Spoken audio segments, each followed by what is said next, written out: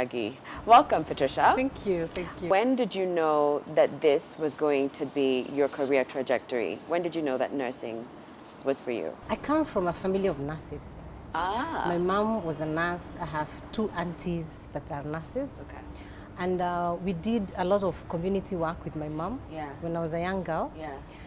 She went around the community with me, and I got to see what it is that she was doing.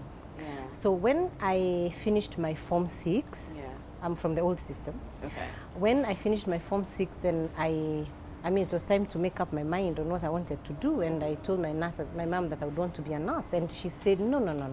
Why? Nursing does not have prospects. You know, you'll just be a bedside nurse or maybe a public health nurse, but it will not get you to where I think you should be. And I told her, no, I want to be a nurse. So I got into nursing school, and it was a 3.5 year course, and it was really very fulfilling for me. Many of my colleagues dropped off because it was really a shocker. If you haven't been exposed to the patients and what people go through, a lot of suffering in the hospitals, then you will feel that that's not for you. But I was convinced that's where I belonged. It was your destiny. Completely. Explain to me, if I was a 3-year-old and I asked you, Auntie Patty, Auntie Pat, what do you do? What would you say to how would you break it down to a 3-year-old? I take care of children and even mummies and daddies that are unwell, and I help them to get better. Okay. Yes. You know, that's a question we've had, because this is a series we've done before with like aeronautical engineers and like conservationists who deal with giraffes, and it's always interesting to like, from that perspective, it's like, how will they explain it? But like, yours is really simple and like well understood, and they're like, oh, okay, I get that, I understand that. So you take the 3.5 year course. Was there anything else that you needed to do to sort of prepare yourself for this role, getting into your career as a nurse? When I graduated, I was sure there are certain hospitals that I was not going to work in, because then I needed to see the impact of my work on my clients.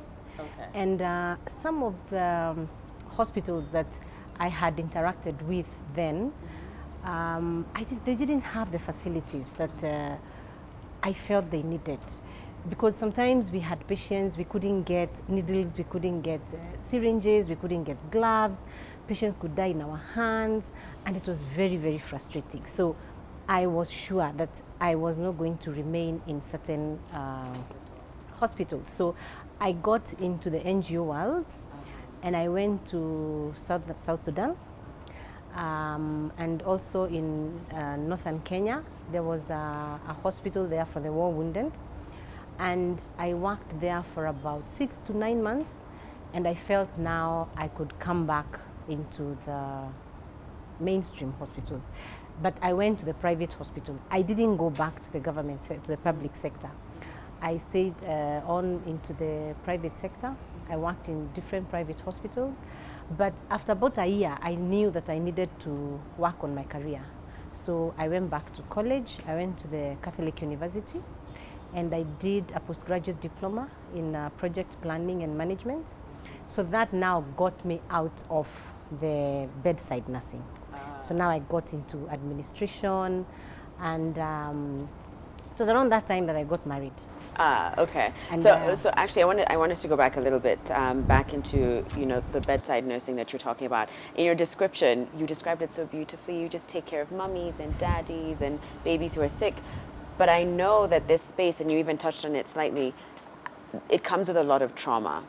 So how did you deal with it? And did you, going in, did you anticipate that it would be that heavy? Yes, not that heavy, but I knew it was not going to be an easy ride. Because I remember when I was growing up, I had seen sick people.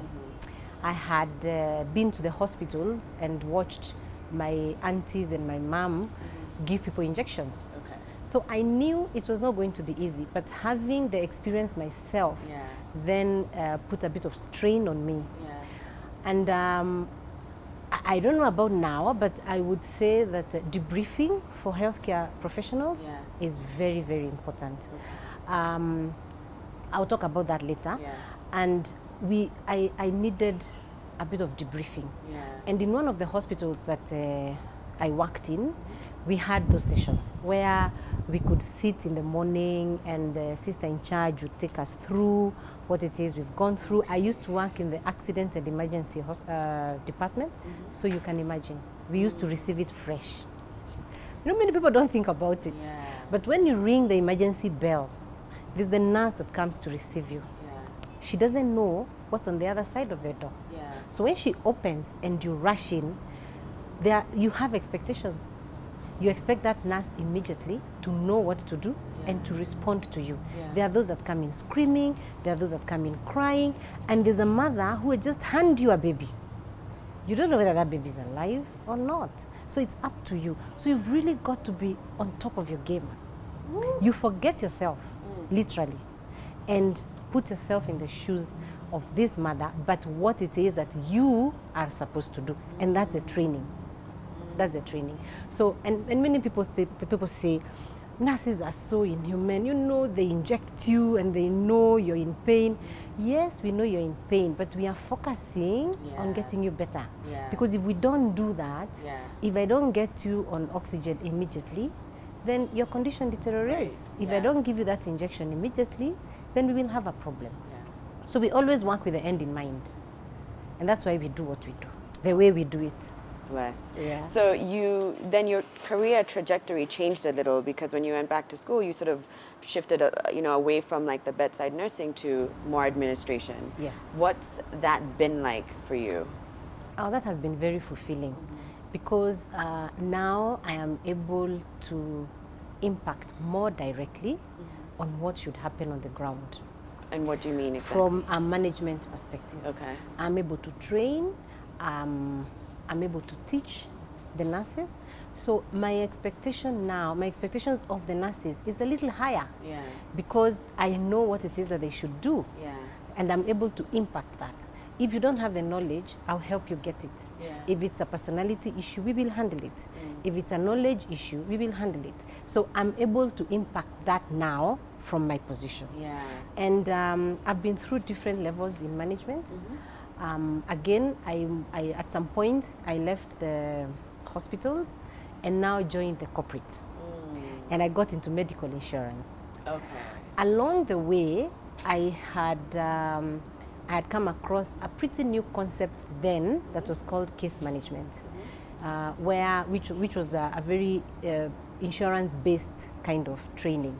So when I got into the medical insurance, my role again was to train the nurses that I found in the medical insurance field on these aspects of case management, which is very popular now. Every insurance company now has got care managers. And what that is more on balancing the benefits management. You know, every policy has got its own benefits, where you're told you have your outpatient cover, your inpatient cover. So we help you to manage that, but and get the maximum quality out of your benefit. Now, that's a very delicate balance. Wow. And to me, I find it so interesting. Did you have any idea that this is the path that you would take in your career? And I'm also curious to know what your mom later thought about it when she saw the different stages in which your career trajectory sort of shifted into. My mom has been supportive. When I told her that I want to go into nursing, and I kept going on and on. Actually, she didn't expect me to finish the 3.5 years. Yeah. So when I graduated, she was like, okay, wow, she's this serious. One is made for it. Patricia is not joking. Completely. And she has been very, very supportive. Okay. She has watched me grow through all the stages. Yeah. And it's now that she's beginning to piece everything together, which I will share with you as we discuss this journey. Yeah. Because she was like I told you, she was a public health nurse. Yeah. So she dealt a lot with the community. And I have ended up in the community myself. Yeah. So now she appreciates it. She gets it. Yeah. But I didn't know which way this would end up. Yeah. I just appreciated every step of the way. Yeah. So how did you get to be the CEO of, is it Visiting Angels Nursing Agency? Can you tell me about that? I was in the medical insurance field for about 15 years. And at some point I said, there must be something more. And I started by flukes. Let me call it by flukes. Yeah. I was beginning to get very interested in home-based care. Okay. Home-based care, which many people call home health, Yeah. where nurses come or caregivers come into your home to take care of you. That was about 2010, 2009, 2010. I was beginning to get very, very interested. And I wondered, who does that here? Okay, do I do it or not? And by flukes, a friend of mine called me, a friend of my mom called me and told me, you know, I've heard you talk about home health. I have a friend who needs a nurse. Can you come and do it? And now, remember I was working, so I had to get a caregiver to go and offer this service. And I got some money out of it. And I said, oh, okay, it works. So I registered the company about 8 years ago. And but along the way, remember I'm still in employment. Yeah. Along the way, the company grew. And I said, I think I can do this on a full-time basis. But I need certain skills to drive this. So I went to Strathmore Business School. I did an executive course in managing healthcare businesses. Yeah. And it's a 6-month course. 2 months into the course, I was sure that now I'm ready to leave employment. Yeah. And that was 5 years ago, and I left employment. Look at that. Yes. And you also started a not-for-profit Angels Healthcare Network. Yeah. What is that about? First of all, I have to say, even before you continue, it's so interesting to me how, I guess, when you just think about a nurse, you just think there's just one career option. It's just this one thing that you do, which is, and yet you've sort of gone against the grain, brought in a little bit of business, a little bit of boss lady into it, and a lot of passion. And I find that so fascinating, which is why I think this show is exciting, because we're showing how what most people would think is like, oh, okay, I know what that's about. I know what nursing is about. I know what lecturing is about. Has shifted quite a bit, and your story is a testament to that. So yeah, so going back to Angels Healthcare Network, what's that about? Yeah. Another twist. When I now got into full-time home-based care, and we are moving from home to home, and we have all these people we are taking care of, I noticed, before then, I was now enlisted to run a home for the elderly, a residential facility. And I don't know how they got to know about us. They just came to the office and they told me, you know, Patricia, we've heard about you. Please, we need someone like in 3 weeks. And I said, 3 weeks. So we got onto it. And there was this home with about 25 to 30 older ladies. It was a ladies only, a very Mzungu place. Yeah. And we were there. We had our workers there, caregivers, and we started working. Yeah. But along the way, and you know, we are taking good care of them. They're in good health. They're happy. But I now came across this other group that is not in the home. They're in their own homes. Older people. And I'm saying, there's a disconnect. The ones in the homes are not as happy. We are beginning to get challenges. We are seeing malnutrition among older people. We are seeing them with bed sores. And there's a problem. But and then I said, oh, maybe it's a money thing. Maybe some can afford, others cannot afford. And I said, no, because it didn't matter, the social status. It didn't matter. There was malnutrition we were seeing in the lower end and in the high end as well. And I said, there's a problem. So I started wondering, you know, who takes care of older people? What happens when people age in this country? And I started now doing my own personal research to find out, and what is it that how can we contribute? And that's how Angels Healthcare was born. That is incredible. So as we wrap this up, because I know we have to take a break soon, what would you say to someone who's looking to come into the industry, who's maybe thinking of becoming a registered nurse, and what would you say to them now about their career? I would tell them to go for it. It's important to be sure. It's scary. Yeah. So you've got to be sure. Yeah. You must have the resilience. You sometimes cry. Yeah. Because you get attached at some point. It's not. We always say, don't get attached to your patients. But it's not possible. Sometimes you see this child who is really, really suffering. You've got to have the skills to kind of separate yourself, so that then you don't get too emotionally involved, otherwise it will destroy you. But also, it's good to feel with the people. It's good to feel with your patients. Let them know. We call it empathizing. You empathize with them, but you've got to be careful that you're not completely drawn. Otherwise, then it destroys you and you're the caregiver. Oh, thank you so much, Patricia. Thank you for sharing your story and for inspiring others to know that that you can also create your own path in this space. Wow. All right. Okay, we've got to take a break. When we come back, we'll meet a very young lady who's a lecturer, and we'll get to hear her story in a moment.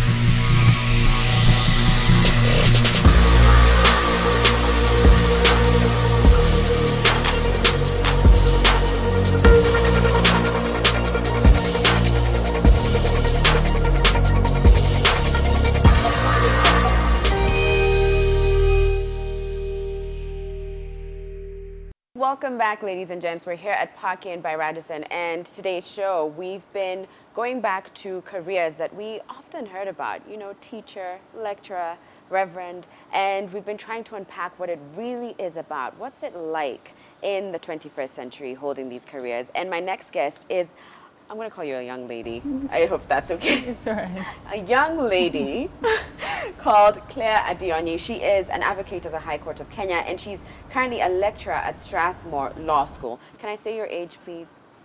Yeah. It's okay? Yeah. When we don't shame here, and it's a beautiful thing. She's only 29 years old, ladies and gentlemen. And the reason I feel like I can call you young ladies, I'm just a year older. So I feel like I can. No. You're allowed. I'm allowed. Yeah. Right. So Claire, I think it's so incredible that you're doing what you're doing you're not even 30 yet. And I just want to hear a little bit about your journey to where you are today, and if it's what you expected for yourself. So first thing, and this is something I like to do, if you were to explain to a 3-year-old what you do for a living, right, what would you say? Wow. Well, I would just say I'm a teacher, because if I said lecturer, then to a 3-year-old. That does not necessarily translate. Yeah, and what But do you I teach? Well, I did my master's in international human rights law. So you see a 3-year-old who would be like, Yes. you've lost me. Yes, yeah. Master, I it would teach be like, law. you teach law. Yes. Okay, Yeah, like yeah. good and bad, I guess that's essentially to a 3-year-old. What's Yes. right or wrong? Yes, yes. Okay. Yeah. All right, so did you always want to study law and to become an educator? Growing up, for sure, I was 100% sure that I didn't want to be an educator. Okay. Yeah. Because at one point or the other, Okay. both my parents were. In fact, my mom is still a teacher. So I didn't want, I wanted Yeah. to be the farthest career away from them. Yeah, and why is that? I don't know. I think I just wanted something different. Okay. Yeah. Okay. Yeah. And they really wanted one of their children to take after them. They really wanted. Unfortunately, no one other than me. My brothers are, one is an architect, everyone else is an engineer. Yeah.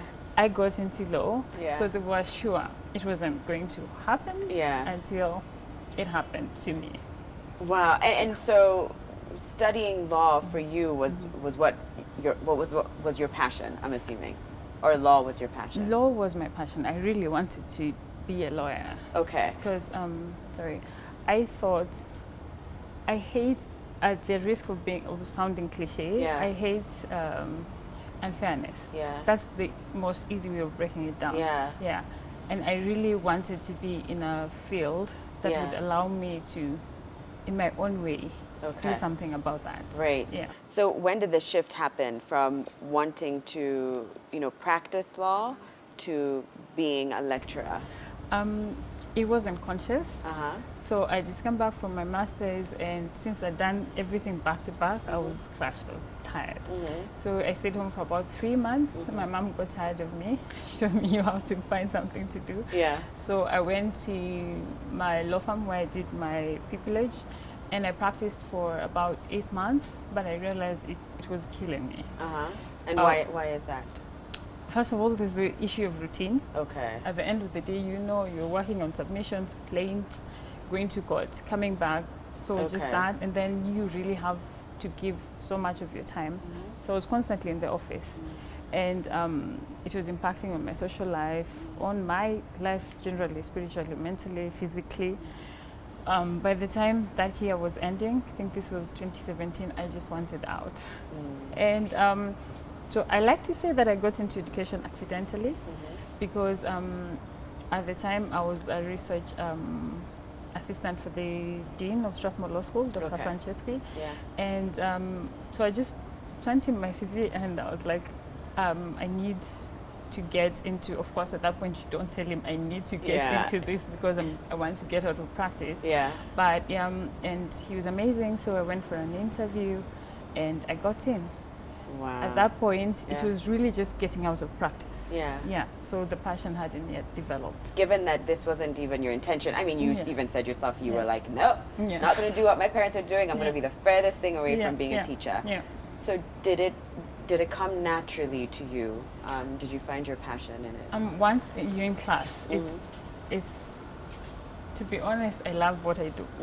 Working in academia, being a teacher, it's the best, because people, it's almost impossible for people to for other professions or just people to see how their work impacts on other people. And I think that's also what lacked in litigation. Working in mergers and acquisition, I don't see how that is translating on helping an individual. But then being a teacher, you're in class, you meet the student in first year and they're so shy. My God, they can't even answer a question in class. They can't Yeah. even say their name in class. But by the time they get to third year and fourth year, they're doing moots, they write so well, they just literally grow in front of your eyes, and I love it. Okay. Yeah. So what is a typical day for you? What does your 9 to 5 look like? I would answer that in twofold. Okay. When the students are in session and when they're not in session. So when they are in session, it's a lot. Okay. Because other than teaching, I also I'm a research fellow or research coordinator. I also have some managerial duties at the law school. Yeah. So ideally, I wake up at like 4 a.m. so that I get in some research work or prepare for class if I have class. Now this is during school season, when the students are in session. And I have to be in the office by 7, so that I at least have 1 hour before everything starts. Yeah. So it's either meetings or class or emails or research. Yeah. So it's really hard during the semester. Right. It's a lot. Yeah. But now, for instance, right now, when they are on long holiday, this is when ideally I should be working on my research. I should be traveling for conferences and training, and it's likely there's breathing room. Okay. Yeah. So Breathing I'm room. currently working on my PhD proposal. Yeah.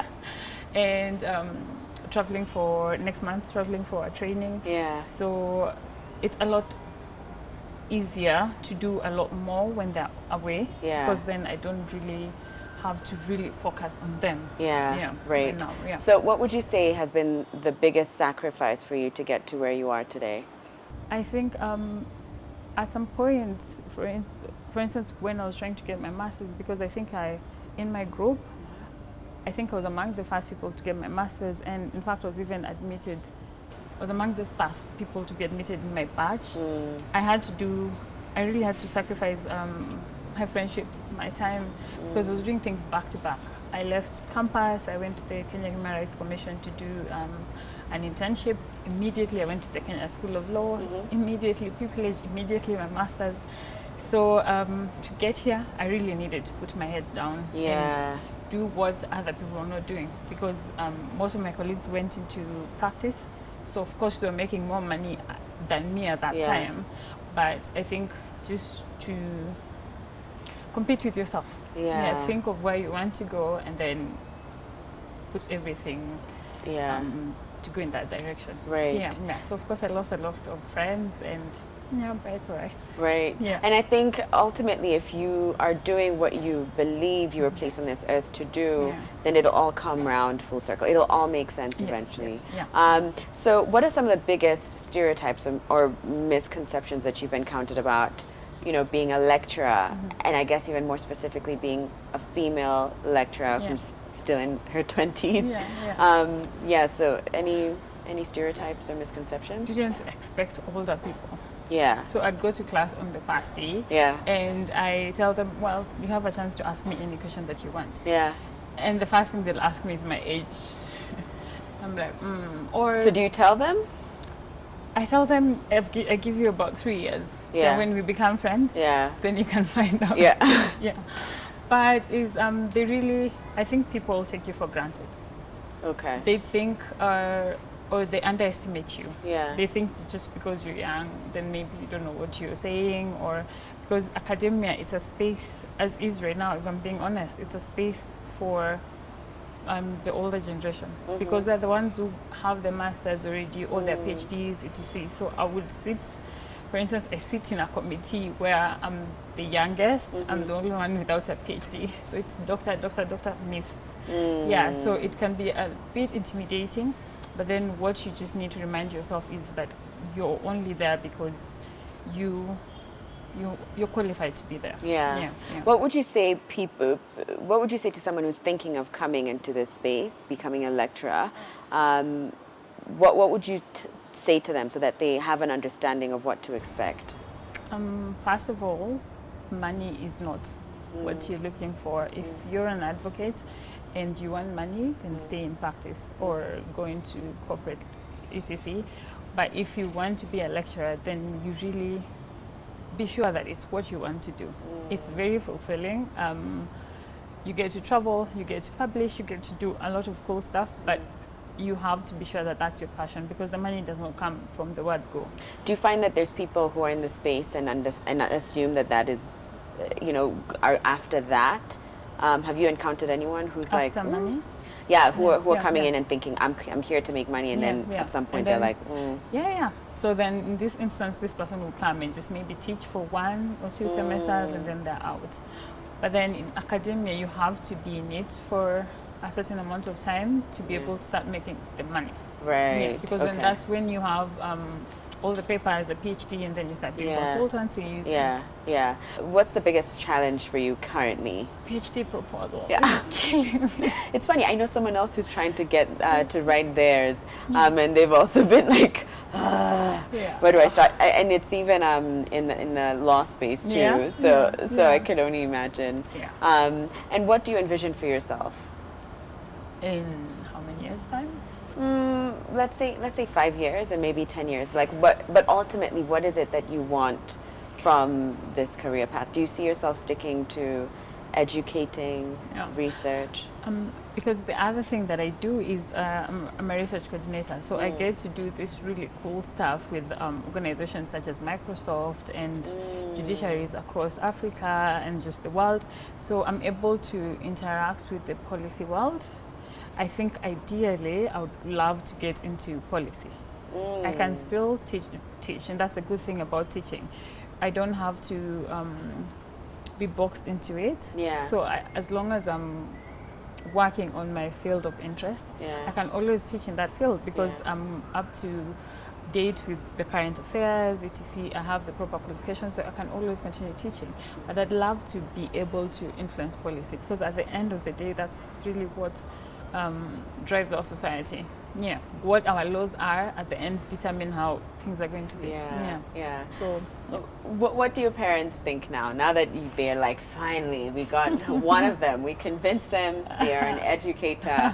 What do they think? What do they say? They are. My dad, especially, he's. I usually know when he's in the presence of people and when he's alone, because when he's alone and we're talking on the phone, he'll just call me daughter or something like that. But if he's outside, he'll say, oh, mwalimu or wakili, and I'm like, he's flexing. Yeah. So they're happy, they're proud. Isn't that just the cutest? How like parents, and you can always tell, you can always tell that they're like, oh, let me introduce you to my lawyer, teacher, educator, lecturer. You should know she just did something with Microsoft. They must be so proud. They are, completely. Sometimes so you just stand there looking sheepish. Like, what do I do? But then because they're proud, I can't stop them from doing it. I'm curious, would you want your child to follow the same path, be a lecturer, or? I don't know. And you know, I asked this because we were speaking to Patricia earlier, and her mom, when she said, I want to be a nurse, her mom was like, no, you don't want to be a nurse. And then for you, your parents were like, actually, we need one of you. Who's going to who's going to come into the space of education? Would that be something you'd want for your children? If they're able to get themselves, I do. Okay. If they're able to get themselves into the right institution, I would, because I think I'm not sorry to say this, I'm living my best life. And I think it's because of who I work for, where I work. So if they get into the proper institution, then one of them could be a teacher. And I love that. She's not sorry to say this. She is living her best life. At 20, you're only 29. This is wild. All right. Thank you so much, Claire, and we wish you all the best. Thank you so much. We've got one more individual that we are about to interview, and you do not want to miss this. I'm so curious. I have 1,001 questions. But we've got to take a break, of course. So we'll be back in a moment.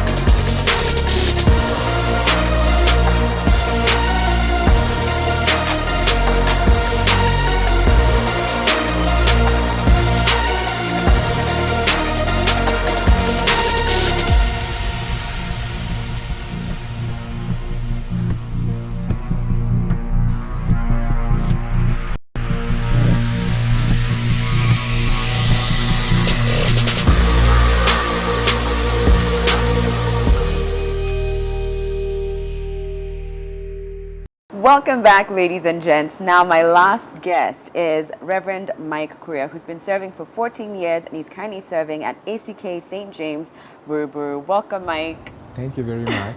How are you doing today? I'm very fine, thank you. Yeah? I'm having a lovely morning. Oh, And good. thank you so much for having me on your show. Oh, it's a pleasure. I have so many questions for you. I hope you don't mind if we just dive right into it. Bring them on. So I'm curious to know, Yes. for you, was this something that you knew very early on that you wanted to do, to serve? Well, for me, it was not always this way. This is not what I'd always wanted to do. What did you want to do? I come from a family of business people. Okay. And so I was 100% sure that immediately after high school and after campus, I would get into my own business. But something funny happened when I cleared Form 4. The second year, while I was waiting to join campus, I developed a very extreme desire, just to serve the Lord. I don't know where it came from. Yani, it was so extreme, I tried ignoring it. I tried running away from it, and it was not just going away. Yeah. And so finally I decided to pray about it and to consult about it, and especially for those people who are in ministry. And then after a while, after consulting, after praying, I still felt like, no. I became like a Jonah. Yeah. I tried running away from it, but let me tell you, when the Lord's calling is upon your life, you will run, but God will always win. He'll always get you. Find you. Yeah. So was there anyone in your family, whether it's immediate or extended, who was also serving and was in the ministry in any capacity? Now, that was the hardest thing. Yeah. Because in our family, we don't have a history of having clergy or priests. In fact, nowadays, people look at me with a collar and they wonder, how did this happen? So you can imagine, even the people that I consulted were not family members, were not relatives, were just friends. So, and what was your family's reaction? I come from a very liberal family. Yeah. And my dad, immediately I shared with my dad that this is what I feel like doing, because I was still under his roof and he was the one paying my school fees. And I told him, Dad, I think I need to go to a theological school. And he was like, you're over 18. Yeah. Whatever decision you're going to make, I'm going to support you 100%. And let me tell you, up to date, the greatest supporters of my ministry are my family. And I thank the Lord so much for that. They've accepted me for who I am. Yeah. I've been a blessing in their lives. And you see, I hear people say that they're struggling with their ministry and calling when it comes to their families. But for me, God has been gracious. So you mentioned that your family, you come from a family of businessmen and women. So, I mean, I can imagine for them, a big part of that is the money angle, right? So how much are you going to be able to make from it or grow? How fast are you going to be able to expand? Was there ever any of that, any moment where you thought, well, if I'm going to choose this direction and go towards like serving and devote my life to serving the Lord in the ministry, was money ever a point of like pause and a moment for you to reflect and think, is that of any consequence to you? Well, I never actually thought about it, but my family actually had a concern that right now I'm saying utasota. You get my point? But you see, a calling and a profession is different, because a profession is actually a paid occupation. Yeah. But for calling, for me, money was not a factor. There is a deep longing, a desire to do something for the Lord that actually overrode the fact that I really needed money. But actually, I'm a very prayerful person, and I had an assurance in my heart that somehow God is just going to provide. God is going to provide for me. And then I also disciplined myself at that tender age while I was beginning ministry, never ever to make money my motivation.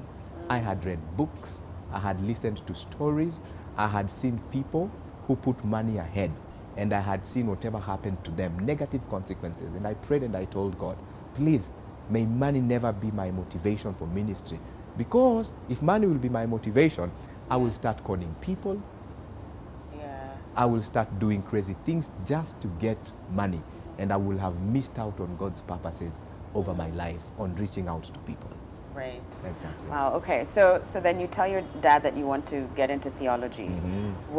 Was that easy for you, being able to transition from, I guess, a different mindset to now getting into more of the scripture and understanding the lessons? And did you enjoy the classes? Was that fun? Of course, I enjoyed the classes, but it has never been easy. Because, especially in the Anglican Church, when you want to become a priest or a clergy, it's a rigorous process. You have to express the desire, you know, and talk to your local priest, yeah, and share with them. Now, the priest prays with you, and there is a local church council or the parish church council. You appear before them for an interview because they have to make sure that the person we are bringing to ministry is a person of a sound mind. Yeah. He is called. He has a great upright moral standing. He's a man of integrity. And so they grill you, even at that local level. They ask you so many questions. You get my point? Yeah. At any point, did you think, I'm not sure anymore. I'm not sure this is for me. Of course, there are those moments, and especially when you are with your friends, Yeah. and they are really doing a lot of great stuff. They are flying high in their career. And some of them probably would like, I think you can do well in this area. Why don't you just try it? You get my point? And so there are those moments. But back to what I was telling you about appearing in that interview. Those are some of the questions they ask you. Are you sure you really want to do this thing? You get my point? Now, it hits you. That is where it hits you. Now, after they've interviewed you, they send your name to the bishop. Yeah, there is a committee that is called the Bishop Examining Chaplaincy. Then you appear before them. And again, when you qualify, they send you to school. You get my point? And while you're still in school, there is somebody that is monitoring you, ensuring that the calling is still there. You're still growing physically, mentally, spiritually, in all these aspects. So that before they present you to the congregation as a servant of the Lord, they know that they've done a good job. Now, having cleared seminary or having done theology, it is not automatic that you will become a priest. Again, you have to go through another interview. Yeah, I mean, this thing, it's rigorous. And that is why I was telling you, if money was my motivation, I don't think I would have passed through the first stage. Yeah. You get my point? And then after you've been taken through the last interview, now you're taken for a retreat somewhere just for a week to reflect again. Okay. And you're being asked, Mike, are you sure? Is this what you want? This is what you want. That's so interesting, because most careers, you just, do you meet our expectations? Yes, tick, tick, tick, you're in. There's never really asking. And I guess that's the difference, like you said, between a profession and a calling. Exactly. Which, I get, in some ways, though, these two merge. Is there, would you say that's correct? That at some capacity, this is your work, but it also is your calling. Exactly. Yeah. And at some point, you also became the director of youth affairs at Nairobi Diocese Youth Ministry. What's that been like? Because you were serving for 6 years. Yes. You served for 6 years. It is quite a huge responsibility, and especially serving among the young people. Yeah. They have all the issues. They're struggling with drugs, they're struggling with issues to do with identity, they're struggling with sexuality, they're struggling with gambling, a lot of stuff. Depression. Exactly. Yeah. So my work was to ensure that we change the mindset of these young people and show them that you can do things the right way. And so we had to come up with systems, structures, programs, policies to just try and reach out to these people. It is not easy, but let me tell you, it is worth it. And especially when you engage people in a conversation and there is somebody that wanted to commit suicide, and after a while they begin looking at life from a different perspective, and they call you and they tell you, Pastor, you know what, I'm going to commit suicide, and I thank you. I thank God for bringing you my life. There is that satisfaction, that fulfillment that comes when you just know that God has used you to transform the life of somebody, and especially the challenges that we're experiencing with young people in Kenya. And so I was traveling all over, conducting seminars, conferences, interviews, camps, but I wasn't doing it alone. I had a very able team of over 30 people that we were doing this with. Yeah. And I came to realize one thing. Some people were surprised that you're so young? Yeah. Are you sure this is the thing you want to do?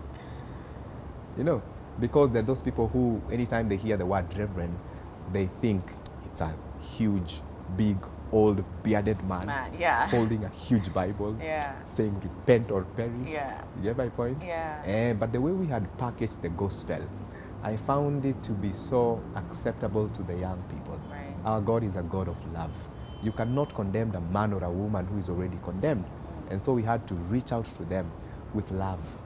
We had to, accept them and tell them there is hope when you come over to this other side. And we thank the Lord so much. Wow. So what would you say are some of the biggest misconceptions about men and women who choose to dedicate their lives to serving in the ministry? Number one, people think that as a clergy or a person who is serving in ministry, that your work is just to preach on Sunday. No, there's a lot of work. You're a manager, you're a steward. Let's say like the church that we serve in, there is a church.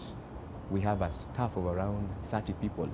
You need to have the skills and the know-how, how to manage these people. Exactly. Yes, we have a budget. You get my point? A budget of over 20 million shillings per year. At the end of every year, you need to have an AGM and tell people this is how much money we collected this year and this is how much money we used. You need to be accountable. Now, you see, that is an aspect that people do not know. You need to engage in counseling. Yeah? You need to engage in guiding. You need to engage in like infrastructural development. You need to sit down with people and tell them, hey, we need to put up a building on this side. Right. Yeah? And you need to oversee that building. Yeah? But at the same time, you need to be sober enough so that when you stand before people, you can deliver the word of God. So that is misconception number one. Our work is not just to preach on Sunday. Yeah. Misconception number two, there are those people who think that every pastor nowadays who gets into ministry, they are doing so because of the money factor. No, that's a huge misconception. Of course, I know there are, in every market, you can never fail to get a madman. Yeah? But we still have very many genuine people of God who are serving, and they're not serving to get money. Actually, God has blessed them so much that they're the one even supporting the ministry. Right. So what would you say to someone who's considering getting into this space? What would you share with them before they came in? Number one, you have to be very sure of your calling. If you're not sure, let me tell you, this thing is not for the faint-hearted. You get my point? You're dealing with souls. You're dealing with destinies. And I normally remind myself that the people that God has given me to pastor, someday I will be accountable to God. And that thing keeps me on check. That every single day I want to treat people rightly. I normally pray and I tell God, may I never forget that you're the one that made me who I am. That this has everything to do with you. Give me humility. Give me wisdom. Give me understanding. I want to look at people with the eyes of God. You get my point? I want to serve with the whole of my heart. I want to sacrifice but lovingly, not to sacrifice as I grumble. I really sacrifice a lot for you. I pray a lot for you. Yeah? Oh my gosh, and then this is what you're doing to me in return. History and ministry and calling. Yeah. It is between you and God, because after all is said and done, you will stand before God and He will tell you, I called you to be a pastor. I called you to be a priest.